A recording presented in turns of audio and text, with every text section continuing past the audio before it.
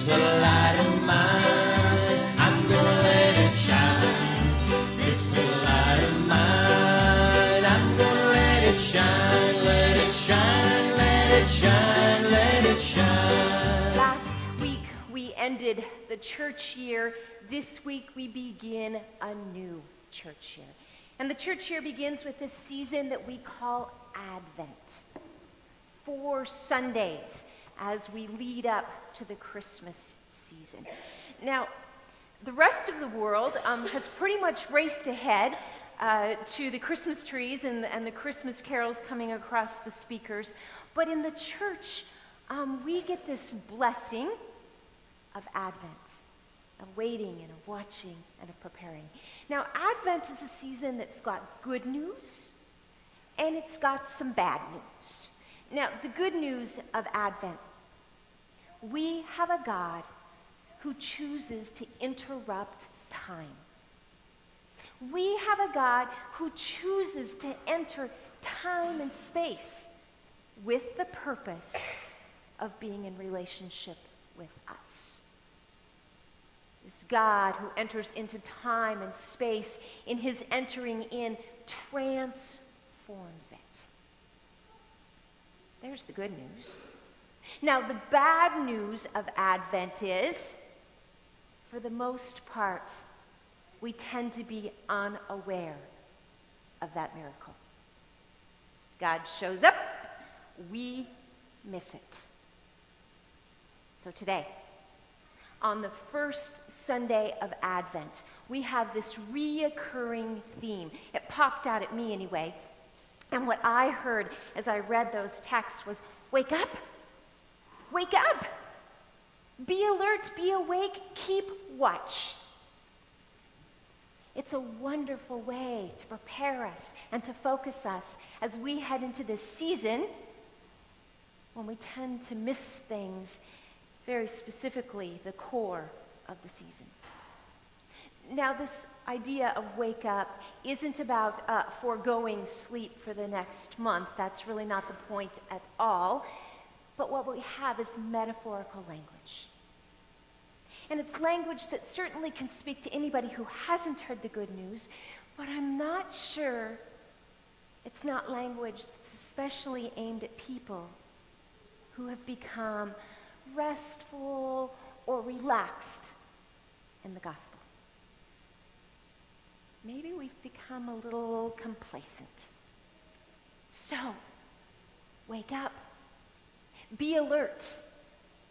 Advent is a call for us to live with our eyes wide open, for us to wait and watch expectantly.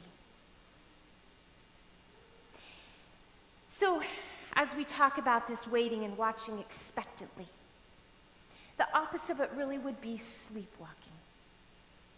Now, think of how much time and of our life that we spend sleepwalking, going through motions, but maybe so bogged down with details, so bogged down with to-do lists, that we really don't pay attention to anything that's around us and we just go in our circles. Now, I have to tell you, those circles take me right back to my childhood. I grew up on a small family farm in eastern Oregon. We had 2 children, we had 2 combines. Do you see how the math is going to work?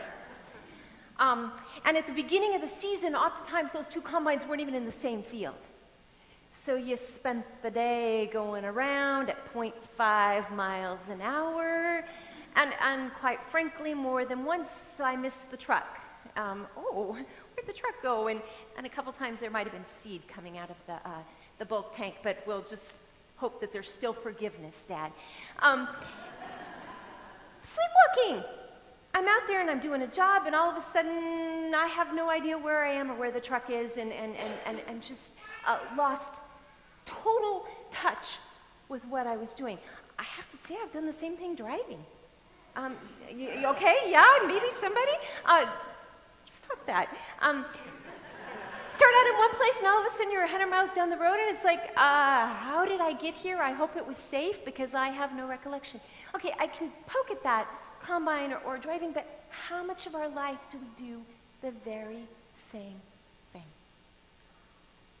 We get on our own little treadmills. We get so caught up with our own to-do list or our own details, whatever they are, and we miss what's going on around us. We miss people around us. We miss opportunities. A child who needs a hug.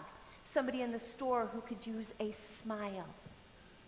And maybe even bigger than that, the ways that we could use our time or our talent or our treasure to bless the people around us or our world. It's very easy to fall into complacency. But there's another piece to this sleepwalking, and perhaps it's even a more profound piece to the sleepwalking. Last Sunday, we had an interview with one of our candidates for the youth and family ministry position. And he had a conversation with the kids, and he told the kids his faith story, and then there was kind of this awkwardness at the end.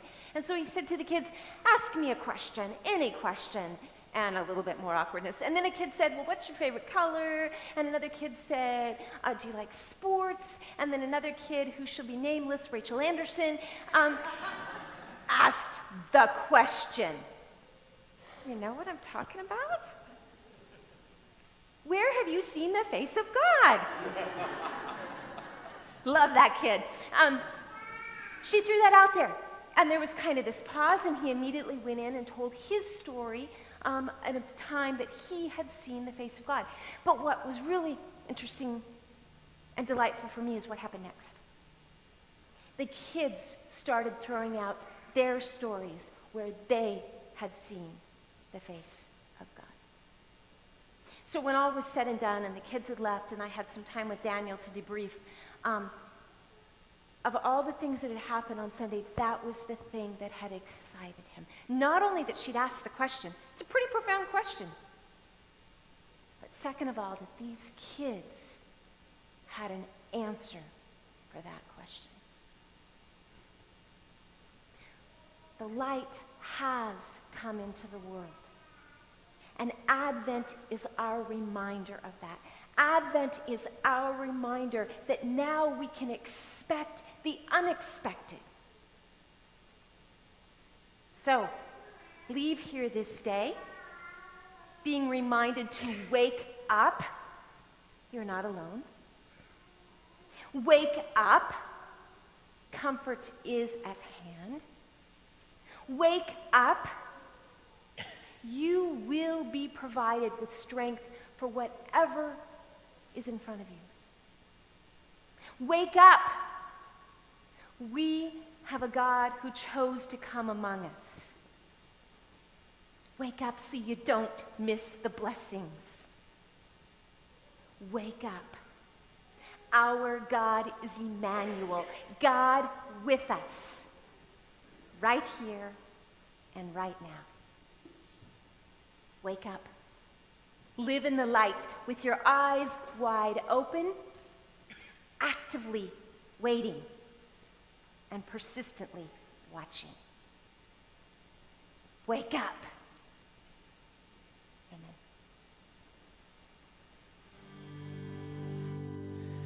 Well, this light of mine, I'm gonna let it shine. This light of mine, I'm gonna let it shine.